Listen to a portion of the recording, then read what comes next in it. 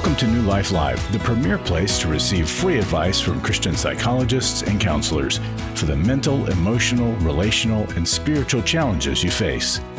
Since 1988, we've offered compassionate responses that combine God's truth with proven psychological principles to guide you toward healing. Our phone lines are open. Call us now at 1-800-229-3000. Hey everyone, welcome to New Life Live. I'm your host, Brian Perez. So grateful for Christian Counseling Radio. I'm sure you are too. We are so grateful for the listeners and viewers of Christian Counseling Radio, New Life Live, the viewers of radio. That just sounds like, that's something we wouldn't have said years ago. But yeah, we are streaming on Facebook and YouTube. We know many of you watch us that way as well, and we're so grateful. I'm here with Dr. Jill Hubbard and Dr. Jim Burns, and we're going to go to the phones in just a moment. But Jill, hi, what's on your mind? Well, now that you can hear me, I was going to present something else, but then I started thinking on the way here, and since I'm here with Jim, I'm going to switch topics. I'm also going to take Chris's spot a little bit because there's a little bit of a confession here. Okay. So I was thinking about marriage later in life, Jim. Yeah. And certainly, I mean, people know I was divorced for a really long time and single mom, raised my kids, and that I got remarried a year ago. And but this weekend, my husband was ill. He had had surgery. He was sick, not feeling well. And so I had to wait on him a lot. And I have gotten really spoiled in a year's time because I realize how much my husband does for me and how much he actually waits on me. Yeah. He comes home earlier than I do. I come home later. He cooks for me. He does all kinds of things. So he was ill. So I really had to think, okay, I need to, be loving and empathic and take care of him. And at times I had I would come home from work because he's still ill.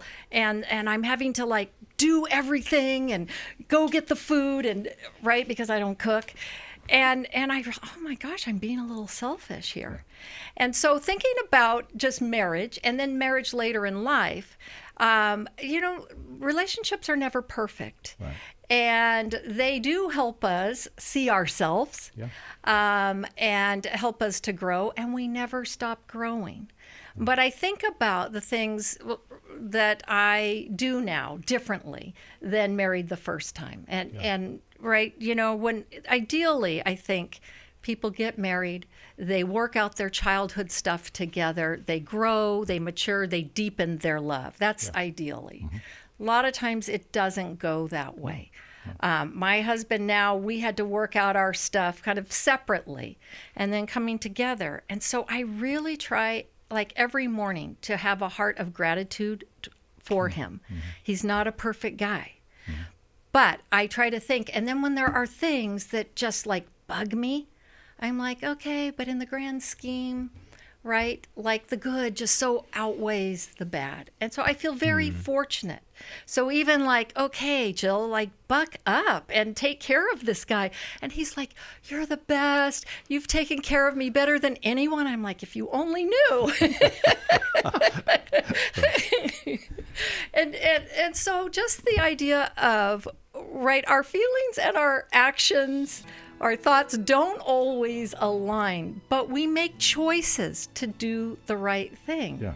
And that's part of being committed, being dedicated to another person and serving them, because it's mutual submission and mutual serving. Yeah, there's even a scripture that talks about that. Ephesians 5:21 says, submit to one another out of reverence for Christ. Yes. Submit and serve are very close words.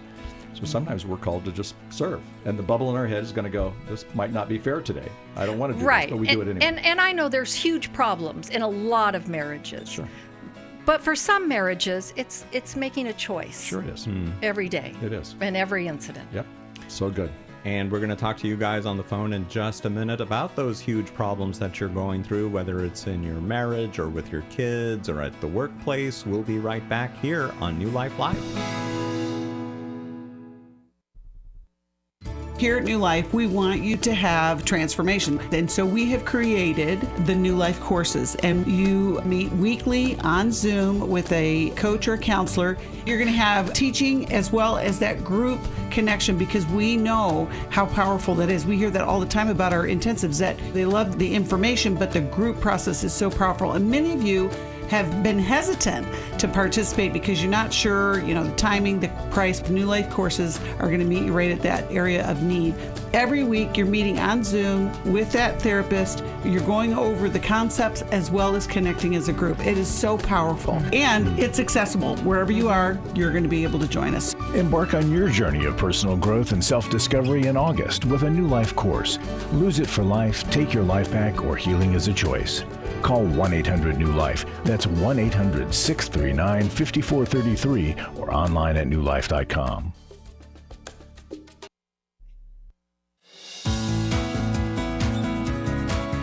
To find out more information about New Life or to order any of the resources mentioned on today's program, call 1-800-NEW-LIFE. Now back to New Life Live. We are international. I love saying that. Sam in Ontario, Canada, was referred to us by a friend. So first of all, thank your friend on our behalf for letting you know about New Life Live, and thank you for calling in. How can we help you today? Well, I'll start from the very beginning, a bit about myself. I'm 56. I have a beautiful 11-year-old boy who's the love of my life. He loves me too. I'm no longer with his mother. It's been many years. She got remarried. She has 5 different children from 5 different men. I've been doing my utmost a few years ago trying to say, look, I only have 30% of my son. I need more time. And she refused. My son would call constantly, Mom, can I, from my house, Mom, can I have more time with Dad? No. Hundreds of times throughout the year. So finally, I took the leap of faith. Friend said, get a lawyer. So I got a family lawyer, went through the process, and things were going well. And then, obviously, a little mishap happened. I spanked my son once, very lightly. She calls what we have here the Children's Aid Society. They made a report. She called the police. Just a fiasco. That was eventually dropped, and now we started going back to the family court. Things were going well, and then my son and I were driving. I was driving to school a few months ago in the morning, and he got recently diagnosed from a naturopath with ADHD. He was putting his arms in my face while we were driving. I pushed it. Obviously, he's going to go tell his mother. His mother makes a big stink. She calls 911, police report. So I'm back at it again, and they just want to. I have a lot of bitterness, and as a Christian for many years, I can't take it anymore. It's an ongoing thing. Anything a little episode. She has disputes with her other kids that left the home at 14. I'm from a Mediterranean background, Italian. We're very affectionate, family-oriented. She's not, unfortunately, but just constant battle with her other kids who left. Now they're in their early 20s, mid-20s. And I see the stuff my son vocalizes. There's stuff there, too, where she gets a little aggressive and her her new husband. So my question is, I can't take this anymore. I've seen the constant, I'm going to use the word, I know people don't like to use it, but I'm going to use it, narcissistic. She has the traits. I've been studying it. Therapists have told me. I can't take it anymore. And I love my son. That's the thing. And he loves me. Now I'm under supervision. I have to pay a thing just to see I'm innocent until proven guilty, and I have to pay a fee. And she, in addition, made a complaint, and now I can't even see my son. So it's an ongoing thing. I turn left, she's there, and not even in her presence, and she'll do anything to control me, even at my own house with my son. Yeah, it's antagonistic parenting. And you've never reported her for any of her infractions? I should have went to the police, but it's not in my nature to go and cause things. But now that I know, God willing, when I see my son again, if it does happen, of course, I'm going to call the police. She called 911, which is crazy. It's crazy, and so now I got to go through the court thing, and it's just an ongoing thing. She's like that with her other kids. She's, like I said earlier, she's got 5 different kids from 5 different men. And Sam, is there anything in Canada about parent alienation? I am on a Facebook page. A lot of them are from the United States, from your country. I have some friends who are going through the same thing. But mine's, I think it's, go ahead. And there is a double standard, I think, with men and women, unfortunately. But to have your attorney, or someone who can be an advocate and can, your ex-wife has a precedence for being, litigious. And so, and the idea of parent alienation that could make a case for you in that regard.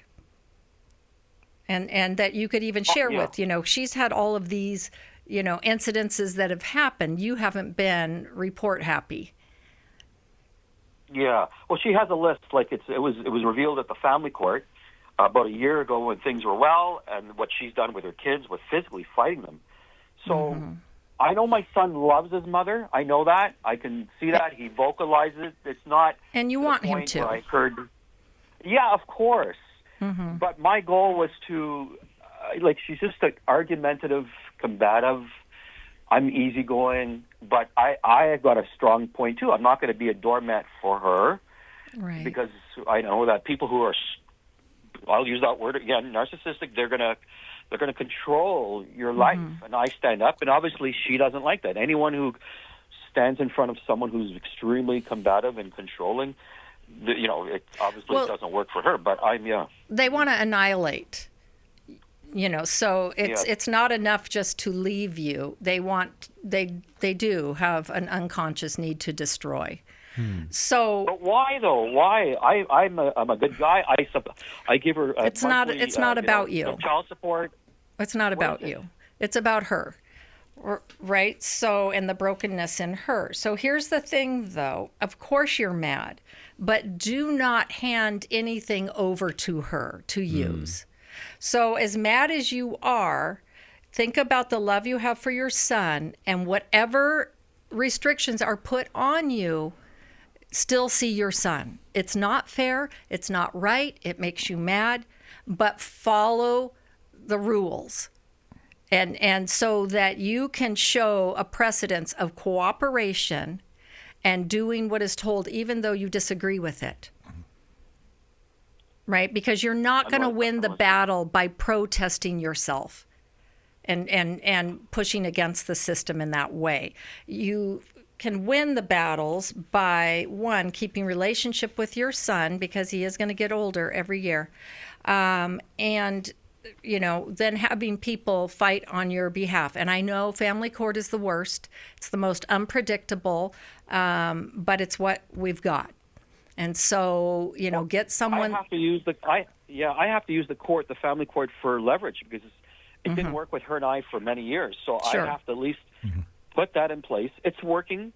It's taking a little longer than I thought. Obviously, paying money now. In Canada, my son's 11 and 13, I believe. He has the right. I can't coerce him, but if he chooses to live with me, I would feel a lot better, and he can visit his mother anytime. But I would like to have my son and spend time and do all the curricular activities that he doesn't do with his mother, and just the love and all that. He loves his mother. I'm telling you right now. Right. And that she loves him too. But it's just, I have never, my mother, who's 80 years old, Italian lady, very compassionate, will cook whenever he comes over, all that stuff. He goes home, he doesn't, if he doesn't like the food, she says, go upstairs and that's it. You're going to your bedroom. Yeah. Things that he has to deal with without eating for the night. For me, at that age, like if he's older, that's a different story, but at 11 years old, I'll make him whatever he eats, chicken, whatever he likes. I know, it's really hard. The desire of his heart. It's extremely hard. Yeah. And so you're Italian, so you're very expressive, right? So you have to manage your emotion. Right? Fine to share with us, share with your friends, your mother, your support system. But then, with your son, right, you're going to be the steady anchor in his life. He will notice the difference. And, he's getting to the age where, when kids are younger, they really need their moms. But he's getting to the age, and, certainly by 13, 14, where, he could, move away from mom some if he chooses. But it might not be safe for him. So you have to be aware of that. He might not choose that until he's 18.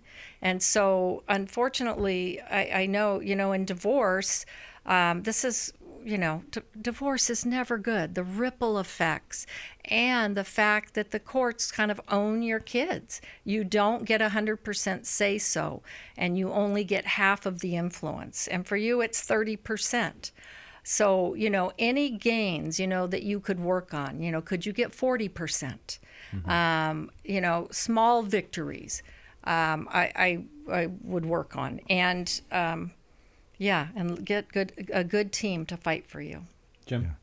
Sam, I think you, in the long run, are going to win this battle because this son of yours, he's not dumb. He's going to get it. And I actually think that as time goes on, he'll move toward you because you're compassionate, you're loving, you're steady.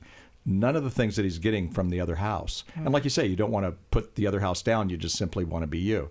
So I think how it's probably going to play out is that as time goes on, as long as you hang in there, and I know you're at wit's end, and I get it, but as long as you hang in there and you're that steady place, where's he going to go? He's going to go to you. Kathy and I, my wife and I, were having dinner with a couple who their kids wouldn't speak to them through 18 because the wife had a very similar situation. And guess what? Now they're totally involved in the life of this dad. The boys are, and they're married and they have grandkids and all this kind of stuff. So when you looked at the timeline, those first, I think they got a divorce at about age 11. So, those, oh my goodness, those 7 years were horrendous. And then it just kept getting better and better and better and better. And today, both of the boys live by them, not by their mother. And, I'm sad to say that the mother's decisions and, there's consequences to her decisions. So they're tied in. That's now been years and years. These kids are probably 40-ish. So if you look at it in the long run, I think you just play the long game. Play the long game on this one. And as much as you want to just pull out your hair and scream and shout and do whatever, at the same time, don't back down. Yeah. And if you're able, go to the school events. Yeah. Even if you're not taking him, show up if he's involved in an activity, he's doing something at school. Right. Go and be there. Be as much a part of his life as you are able to. Right. You got to love tomorrow more than you hate right now. Ooh, that's good. Ooh. Yeah, I read that in a book recently. A book in the newlife.com store, The Life-Changing Art of Self-Brain Surgery. It's a really good book. I picked it up because I thought it was called Self-Brian Surgery, but it's Self-Brain Surgery. Good book by Dr. Lee Warren. We had him on the show just a few weeks ago, and so check that out. But great book. Sam, thank you so much for calling us today. And everybody watching and listening, if you could please keep Sam and his son in your prayers, and that he'll just be able to develop that relationship in spite of everything that's going on. Anne in Waynesboro, Virginia, you are next. You watch us on YouTube, and we thank you for doing that. What's going on? How can we help you? All my life, I've traded my peace to please others, and now I'm just feeling like God is demanding that I live in peace, and my surroundings are not allowing that to be achieved. Tried different things. My family wants me to pretty much live in my surroundings and find my peace within. Her dad living with me, who continually puts me down and cusses, and I just feel like my anxiety is soaring anymore, and it's causing nonstop pain, and I just don't know what else I can try.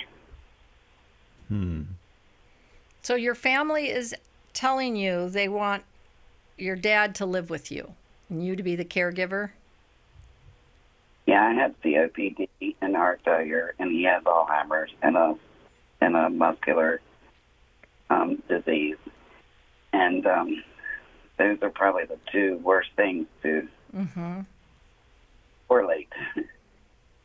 And so he's got the part of his brain is affecting his anger, and his muscle disease is a Chiari-Marie tooth, where he has trouble, with muscular issues and walking. Wow. depend on oxygen with COPD. And Yeah, it sounds like you need someone to take care of you.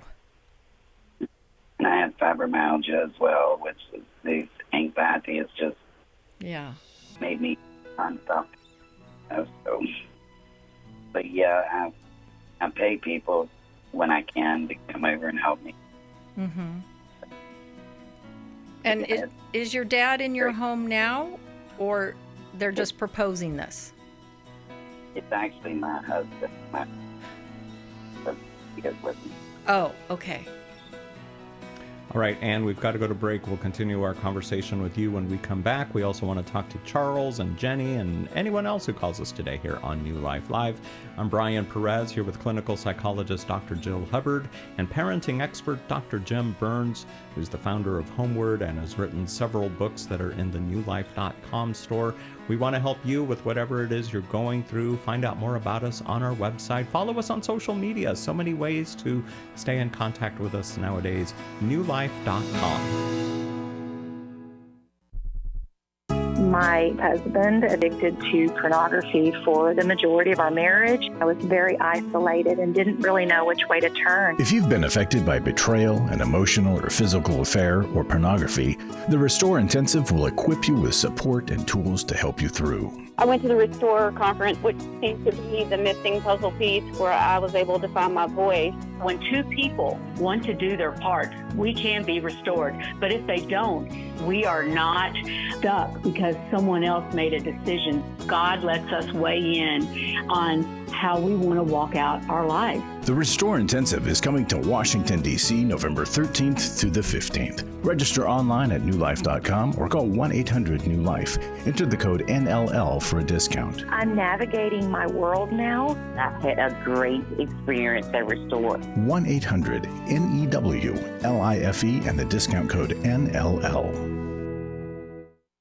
I was sort of vaguely familiar that the 12 steps had some origination in the Bible. I found Life Recovery. And one of the things I liked so much was that it had such a broad appeal. It wasn't limited to just alcohol or drugs, that it was addressing a wide range of problems. At New Life, we believe everyone can benefit from a life recovery experience. There are life recovery groups all over the country. They take place online, in conference calls, and in person.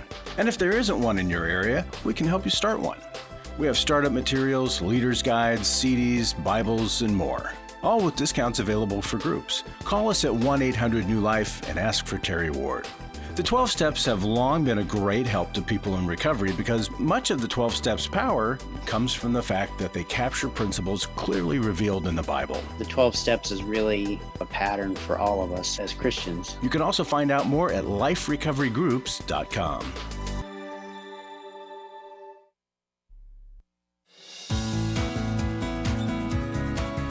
To find out more information about New Life or to order any of the resources mentioned on today's program, call 1-800-NEW-LIFE.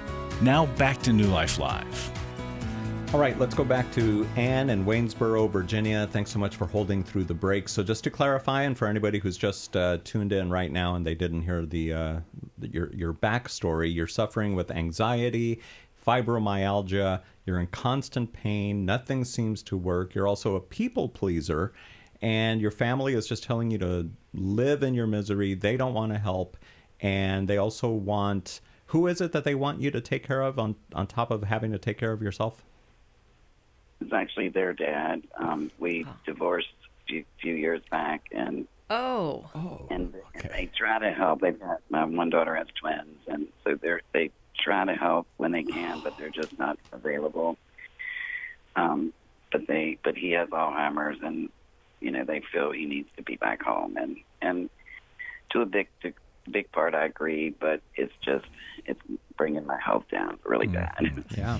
Because before he moved back in, I had started exercise program, a no salt diet. I was starting to feel better, and things have just went truly to the south, and I'm just trying so hard to give it to God, but I think my people pleasing mentality is allowing it.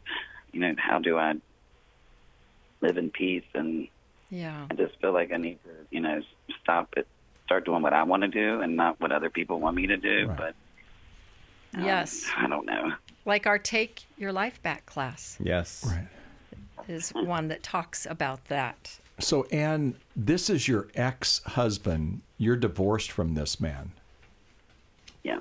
Right. But your kids are the ones who want him to come back and move back in with you. Yeah. Yeah. I get your struggle. I understand. And as a person who could go into people pleasing, I understand that. I have two words for you: protect and honor. I think you honor the relationship. He is the father of your children. But also I think you have to protect your own health, your own mental health. And by protection, sometimes the best thing to do for protection is to say, this isn't, at this point in time, this is not the best for me, and it's not going to be the best for him. What is he involved at all with the? There's social services could actually come and be your friend on this and kind of maybe help them. I'm not sure it's your responsibility, but if you did, you could call social services and find out what do we do with a man like this? How do we get some help? And who else is in his life besides your kids? I mean, why are they wanting you? You guys divorced for a reason. Yeah. And I'm all for being friends, and you know, because you're always like family. But to take this on when you're not well doesn't make a lot of sense to me. And certainly to be able to say, I don't feel like I'm capable. I mean, to take care of someone with Alzheimer's, that is major. Right. And, is there the possibility of him going into a memory care facility? He denies having the issue, and he doesn't want anybody helping him do anything. It's a pride and mentality that he's grabbed. And so that makes it hard to bring in any services. And he's declining really quick. But when I was in counseling, when I had the right insurance, I was told that this anger is going to probably stay with him, not to be surprised if it don't stay with him the remainder. Well, and that's a stage of Alzheimer's is anger. And then they eventually get to a softer place if they live that long. Well, that's what I was thinking, and she had said that depending on where it's affected, that it could be a long time. So I'm just, it's kind of like I see the kids' point because they don't want their dad living alone, suffering, being in danger of being alone, and and all the things that come with it. But if something happened to you, what would they do? Know what I mean? Like, where would they? Have they thought about that? Right. Question. And is there a place where he could live, like, I don't know what type of house you have, but live in a separate area, a separate unit, and you guys, everybody help bring in caregivers for both of you so that there's help, right? But he would be nearby. Yeah. Versus right there in your house. Now you're saddled with your ex-husband again at the worst stage of his life. Yeah. Jim, any thoughts? Tell me about your kids. Why are they wanting you to do it and they wouldn't do it? Well, my daughter is basically the only one. I've got an older child that has addiction issues, and she's out of the picture. Sure. Okay. And my daughter, who has 8-year-old twins and a 17-year-old child, is just super, super busy. But she's the only one that helps. And it's just, I think, wearing her down. Sure. And so, and then I've got a son that he was staying with, but he kind of helped encourage my son to walk away from the whole family due to an issue with women. So it's another whole story. But so that's all right. So what takeaways do we give? And we mentioned the Take Your Life Back course that begins next week. Right. But, Anne, I think it's the old adage of put your own oxygen mask on first. And I think for you to just people please your way into the grave is not a good idea. And so I would challenge you to think of alternatives.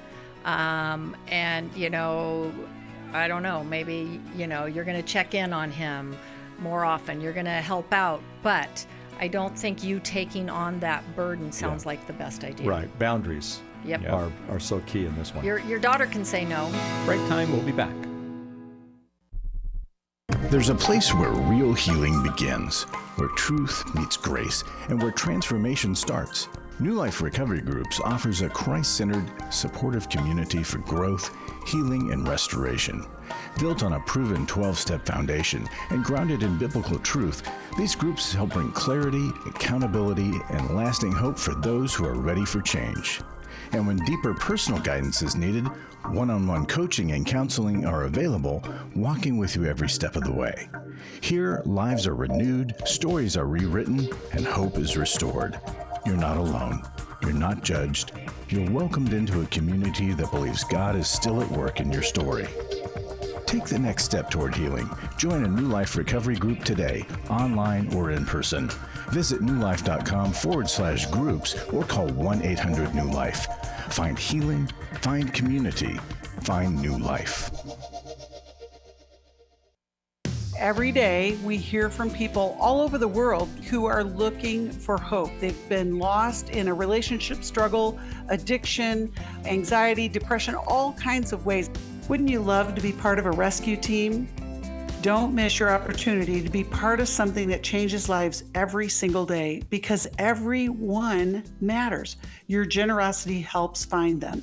And we've seen God work in the lives of so many people over the years here at New Life, and we want to invite you to be part of what God is doing.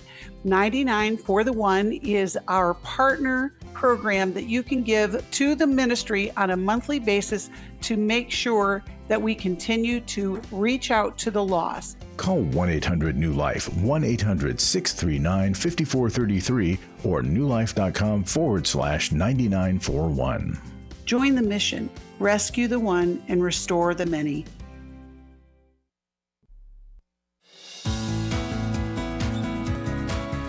To find out more information about New Life or to order any of the resources mentioned on today's program, call 1-800-NEW-LIFE. Now back to New Life Live. Good news and bad news about our Every Man's Battle podcast. The bad news is if you've been missing out, you're missing out on a lot of good stuff. So the good news is we archive it all on our YouTube channel, so you can go and catch up on past episodes, maybe watch a few of them this weekend on our YouTube channel and on newlife.com on our app. We also offer bonus content from the podcast. We send that monthly by email. If you want to sign up to receive it, just send an email to embpod@newlife.com. Put the words bonus content in the subject line, and you'll be added to the list. Again, that address is EMB, as in Every Man's Battle, pod, short for podcast, embpod@newlife.com. Jenny, we're going to talk to you after we go to Charles in Chicago, who listens to the New Life Live podcast. Hey there, Charles. Welcome. Thank you guys so much. Yeah, what's going on? How can we help you? Well, just in brief, I need some wisdom on how to discuss boundaries with my girlfriend in a balanced and appropriate way. So I'll give a little background. So right now I'm in a long-distance relationship with a young lady who is originally from Brazil. She currently now lives in Boston. And I went out to see her actually over this past weekend. And we had a lot of good times. But if you know anything about the Brazilian culture, they're very affectionate people. A kiss on the cheek is more of a greeting than anything. But here in America, especially within certain Christian contexts, a kiss on the cheek is the most romantic thing that most people are comfortable with doing until marriage. So we were doing kissing, and there was instances in many of those opportunities where I backed away, and I was not really sure in those moments what my actual convictions were. And so I was trying to explain certain things to her. I made the mistake of trying to explain it to her in those moments of emotional things. Mm-hmm. And so I'm just trying to get some wisdom on that. Also, balancing. I've tried to talk to some people, like my brother and sister-in-law and another good friend of mine who's in a similar situation. He's married to a Brazilian, and just try to get some advice from them. But I kind of screwed up yesterday with her on a call, kind of telling her about some of the advice I was getting from my brother and sister-in-law about the kissing, and she got really mad at me because I guess she tried to tell me this multiple times during the whole thing, and I guess by doing so, I kind of signaled to her that I really didn't trust her. So I just need some wisdom on that. She tried to tell you what several times? I didn't get that part. Oh, sorry. So my main convictions were in some ways like the types of kissing we were doing, and I did express in those moments, even though I was the one in many cases that initiated, that some of the stuff I don't want to do, but for her it was actually quite normal, and we're both Christians. But she tried to tell me multiple times, hey, you're 30 years old. This is not, we're not children. We're not, whatever. This is an okay thing to do. And I tried to explain some of my convictions, and I just really had a hard time doing so. There were times when she just really didn't understand. And there is a language barrier. Her primary language is Portuguese, and so we did have to say a lot of things through a translator. And so that's kind of the thing that she kept telling me. She's like, I told you that over and over again, that it's okay. It's not a sin. You're not doing anything wrong. But when I talked to my brother and sister-in-law about it, they told me that they were doing the same thing in their dating relationship, and they're both Christians as well. Other Christians have different convictions on kissing. I know a few people who are more conservative, and there's people who are less conservative, but not going all the way. And so that's kind of the thing. So this past weekend, was that the first time this has ever happened? Is this the first time you had ever met in person? What? Yes. Yeah. It was. Oh. Okay. And how long have you guys known each other? So we've been talking for over about 3 months, a little over 3 months. 3 months, all online or on the phone or whatever, and you finally met her. You traveled from Chicago to Boston. You met her, and she was just kind of taken aback that you were so, you didn't want to kiss her or whatever, but you're saying you have boundaries. Yeah, I think she was more taken aback at how I expressed my openness to doing the whole kissing thing. Basically, I'll be just very blunt here.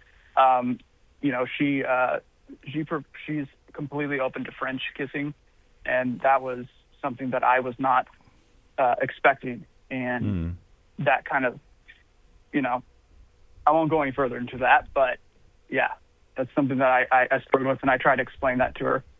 Yeah. But again, language barrier and trying to do it within the moment. Okay. And I did it multiple times, and she would call it me giving her a sermon. So. Does she have the same convictions as you regarding sex before marriage? In a sense, yes. To be upfront, she is not a virgin. So she's had experience before. I've never had this kind of experience. And so she told me that we're not going to do that. But I try to explain to her that I just want to be careful not to get too close to it. And there has been times when we kind of got a little too close to it. Okay. Jim, man to man, what do you tell him? Well, first of all, I appreciate that you have convictions. I appreciate that she has convictions. And that's a good thing. I mean, in some ways, and I realize you say you've been connecting for 3 months, but this was your first date. Okay. So, I think it's always wise that people set standards before they go to Inspiration Point. If so to speak, I realize you weren't at Inspiration Point, but you know what I mean. And you guys will have, I would agree, I would suggest that not in the heat of the moment, like you were talking about, but that you set some standards with her and say, hey, here's what I feel comfortable with the next time we get together. And if she doesn't like that, well, you're learning a lot. What's great about dating is that you learn about the other person. You learn about their likes, their wants, their communication, what they think about the physicality of a relationship. And like you say, I agree with you. People from Brazil they're much more affectionate, in many ways. That doesn't mean that it doesn't sound like she's saying, on the first date, she wanted to go all the way. So I would suggest that you set the standard before. Say, look, next time we get together, what do you think about us, doing this? And then if you break that standard that you both set, then that's a concern.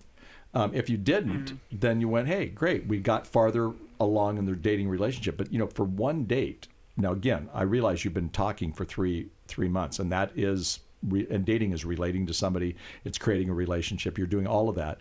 But to be together person to person, that is a short time. So I would suggest that you do it, again, before you see her next time. And don't make it, if she's taking it as a sermon, don't make it as a sermon. Just say, hey, here's my deal. What's good about dating is you kind of go, here's who I am. Okay, and you're being real. And I love that, because some people, I remember talking to a person one time and I said, well, you're kind of faking all this stuff in the relationship. Someday, if you got serious in the relationship, you're going to have to come and realize I've been bringing a lie to you. You're not going to do that. So I appreciate that. So I would do it. I would have that conversation, not preachy, not lectury, but here's, I want to see again, here's the standard I've got. Well, and I think it needs to be, not a monologue, a dialogue. Right. So a discussion. So hear where she's coming from and seek understanding of how she sees it and where her line is. And then also you share where yours is and see where is there room to compromise there. But also, this isn't just about, we can't do this thing, right? Yeah. It's about you want to lay an emotional foundation first. That's the reason why holding off from getting involved physically, it's because you want to lay a proper foundation. And as soon as things get too physical, then you're always going to want to go back there, and you circumvent getting to really know someone emotionally. So it's out of honor for her in the relationship and building that foundation.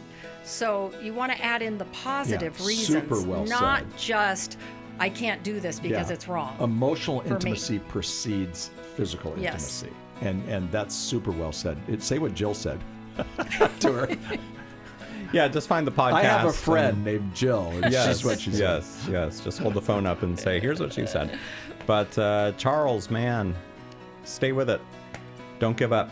And if she doesn't honor your boundaries, then maybe you find someone else. I don't know. Jenny, you're up next. I went to Every Man's Battle in 2012. My sexual integrity was not what it should have been. I sought out affairs, whether physical or emotional. Until I came to Every Man's Battle, I didn't understand that would never fill that void. Every day, men struggle with sexual integrity. Impure thoughts, strip clubs, affairs, pornography. The shame and guilt was overwhelming. For over 20 years, New Life Ministries has been helping men regain their integrity through their one-of-a-kind Every Man's Battle Intensive. You will discover what the true root of your pain is, and you will discover how to overcome. You don't have to struggle any longer.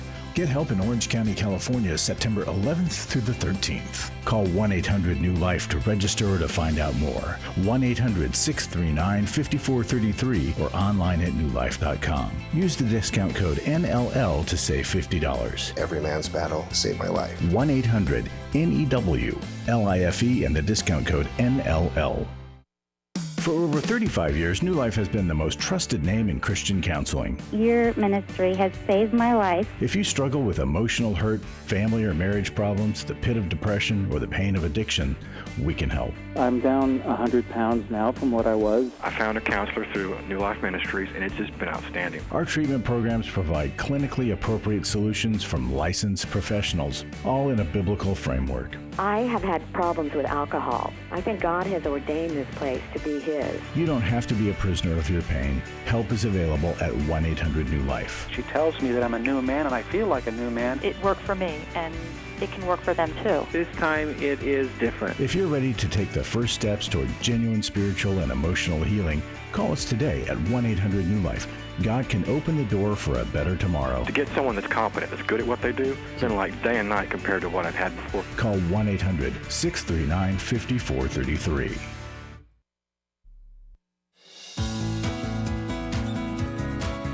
To find out more information about New Life or to order any of the resources mentioned on today's program, call 1-800-NEW-LIFE. Now back to New Life Live. Hey, a quick shout out to Sue and Cece and Carol and Rose and Terry, Donna, so many people that we've helped this week here at New Life Live, not to mention the ones we've helped just today, and we're going to help more. Jenny, you're up next here on the show, but I just want to invite everyone to come alongside what we do here at New Life. You can either be a Club 99 or a 99 for the One partner where you provide a monthly gift every month, or you can make a one-time gift at newlife.com. You can also call 1-800-NEW-LIFE or text NLM to 28950 so that we can continue providing resources for the hurting men and women who turn to New Life in their hardest circumstances. You've heard tough situations all this week, and lots more people that we want to help. Your giving makes a difference. Again, go to newlife.com or call 1-800-NEW-LIFE or text NLM to 28950. Let's go to Jenny in Gainesville, Florida. It says here you are a first-time, you just found out about New Life. Hi. Hi, good afternoon. How'd you find out about us? I've heard of New Life. Excuse me, I actually heard about New Life. You referred me to a counselor. She's very good. And so I happened to catch your show live today. So nice. Let me clarify that Okay. I'm familiar with the app and with the different programs on there. Okay, so maybe it's the first time you're calling us. Exactly. Got it. Well, what's going on? Sorry, Live. Utilizing the counselor, she's really good. Seeing her on my own, and just trying to pray against discouragement. There's a little bit of discouragement setting in. What the situation is, my husband gave up on counseling in the past. We also had coaching in the past, where they have coaching, Christian coaching, and it was very good. And I blame myself, really, because I feel like circumstances, ourselves, but also, we have different challenges, he and I. So it's like, my question is, how do I encourage without coming across like a nag?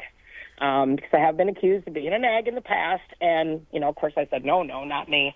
But, hearing these other calls, I'm going, yeah, okay, sometimes women, we have a tendency to, our encouragement can sound like nagging. So I'm trying to, how can I impart to my husband my needs without feeling bypassed, or like my needs get bypassed? Like, how do I show him? Our communication styles are different. They always have been.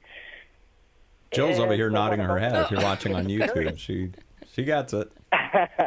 Jill, what do you say to Jenny? Well, excuse me, Jenny. Well, yeah, it's always the challenge, right? How do we come across? And none of us see ourselves and how we come across. Like, it would be great if we could record ourselves in relationship. I often say that we women, we try to make things better by pointing out what's wrong. And when we lead with that, and we're genuinely trying to help, because we think, okay, if we can fix this, this, and this, and if then you'll want to do better. But typically, men don't respond well to that. Sure. Even if you're 100% right. And so you have to find another way. So one is to think about when you finally do say something. A lot of times we say things and we're exasperated when we say it. Or there's that kind of angst and urgency in our voice, or there's the disappointment or the discouragement. And so they will feel and hear the energy that you are putting forward.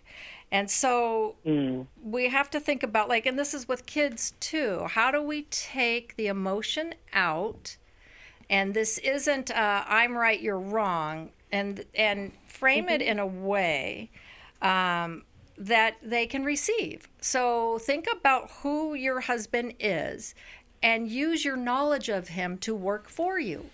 Lots of husbands do better with praise. When you let them know throughout the day, different times, what you appreciate. Catch them doing something good and tell them.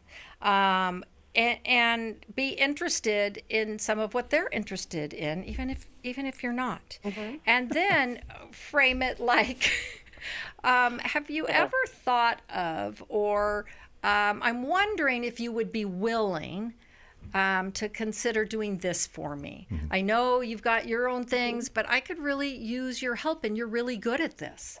And so you frame it in a way that kind of says, I need you, but it's because like you think well of them and you think highly of them. Mm-hmm. And I think that most men respond better to that, to coming alongside. And so you get your needs met kind of indirectly without hitting them over the head with them and pointing out how they never do something. What do you think, Jenny? Yeah, I think what I'm seeing through going to counseling and also hearing what you're saying, my husband and I are both very direct people. Okay. And so he more than I. And when you have two people that are used to being direct, bottom lining it, or like maybe I tend to gild the lily more, so to speak. I used to write, and my husband's like, get to the point. Okay. It makes me nervous. So I feel I have to, but I like what you're saying, like, basically find a way to broach it, like, take the emotion out of it. Yeah. So maybe like, don't speak to him first thing. Like, give us both time to wake up. And sure. Like, when is he most receptive? And then if he's pretty direct, then okay, don't add too much flowery stuff in there, or fluff, because he'll see through that. But be willing to accept his no.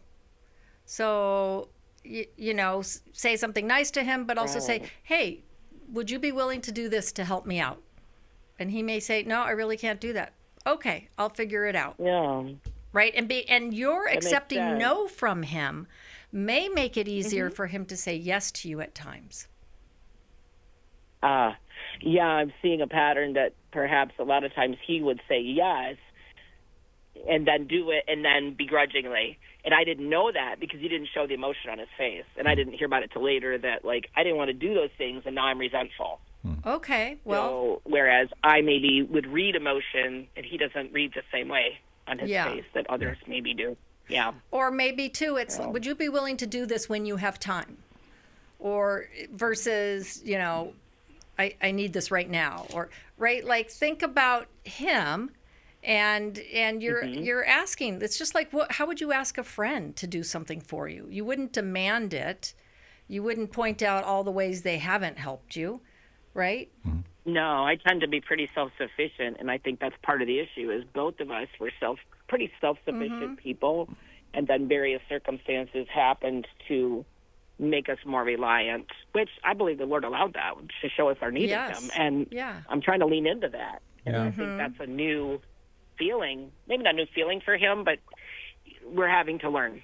Yeah. Well, and maybe you even shared that it's hard for you to ask for help, perhaps. Yeah, I've had to change my way of doing that. That's why. Right. And that, certainly you could try to do this yourself, but it would be a big help to you if he were able. But you understand if he's not. Jim, 20 seconds? Yeah. Tell him what you want. Tell him what you need. And, know that men look at needs differently. You opened with needs. Men look at needs differently than women, and men have different needs. So I would suggest a great book. It's called His Needs, Her Needs. William Harley. It's an older book. Read the book and take the test. Kathy and I had very different needs. We didn't even know it. So we had a 3-hour conversation on this needs stuff. And I realized I wasn't meeting her needs because she wasn't telling me what her needs were. I was supposed to know it. That didn't work. Anyway, good book. You can find His that Needs, on Her Needs. Amazon. His Needs, Her Needs. Jenny, thank you for your phone call today. And one final reminder that the New Life courses begin next week. Find out about them. Sign up for one of them at newlife.com. God bless you guys. Thanks for listening. We hope this program has helped you by giving you insights for handling the challenges you face in your life. We want you to know that we're here for you, but you also need to know that New Life Live is a listener-supported ministry. To make your donation or to get any of the resources mentioned on today's program, call 1-800-NEW-LIFE. That's 1-800-639-5433 or online at newlife.com. Please join us again on Monday for New Life Live.